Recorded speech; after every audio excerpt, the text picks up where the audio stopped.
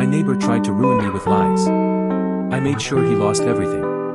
When I bought my first house, I thought I'd finally found peace. Quiet street, big backyard, friendly neighbors, except for Dave. From day one, Dave made it clear he didn't want me there. Petty complaints about my car being too close to the curb, passive-aggressive notes about lawn length, even calling the cops once because he claimed my music was blaring at 5 p.m. on a Saturday. Annoying, but I ignored him. Then he escalated.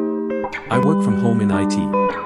Out of nowhere, I started getting city letters about unlicensed business operations. Turns out Dave had been filing complaints saying I was running a commercial data center out of my house. Inspectors showed up, checked everything, and left confused, but the complaints kept coming.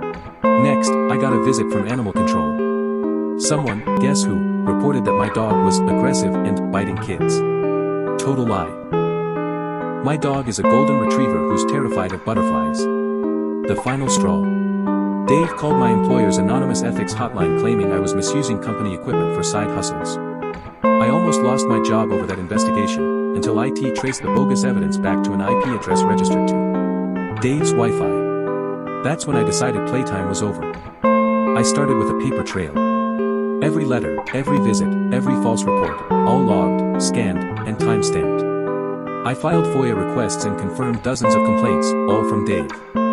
I quietly spoke with other neighbors and learned he'd done similar things to them, false noise complaints, HOA lies, the works. He'd gotten away with it for years because no one fought back. So I did. First, I got a restraining order for harassment, armed with my thick binder of evidence. Approved instantly. Then, I filed a civil suit for defamation and intentional infliction of emotional distress. But I wasn't done. Remember those fake evidence files he sent my company? That crossed into criminal territory, wire fraud and falsifying records. I handed everything over to the DA. The results were spectacular. Dave lost in civil court. I was awarded damages large enough to pay off my mortgage. The restraining order forced him to put his house up for sale because he couldn't legally interact with half the block anymore. And the criminal charges? He pled guilty to avoid jail, but walked away with probation, fines, and a record that torpedoed his career. The cherry on top.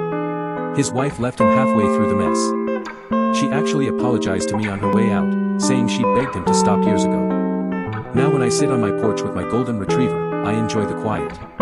Because sometimes the best revenge isn't just winning, it's watching the villain set fire to his own life while you sip lemonade and collect the payout.